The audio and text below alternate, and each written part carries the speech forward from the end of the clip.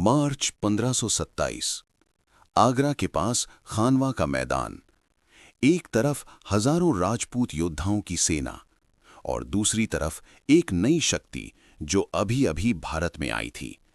लेकिन उस दिन सवाल सिर्फ एक था, क्या राजपूताना का सबसे शक्तिशाली राजा भारत से मुगलों का अंत कर देगा या फिर इतिहास एक बिल्कुल नई दिशा में मुड़ने वाला था।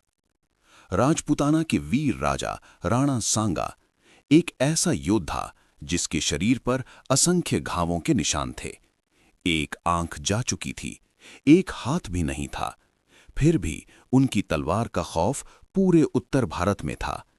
कहा जाता है उन्होंने कई सुल्तानों को हराया था और अब उनका सामना था एक नए शासक से, बाबर।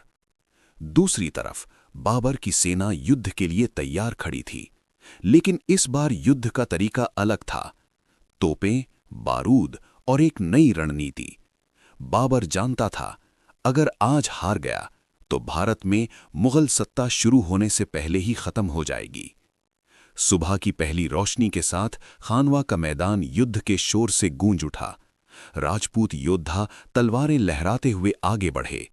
घोड़ों की टांपें, ढालों की टक्कर और हवा में धूल और बारूद भर चुका था।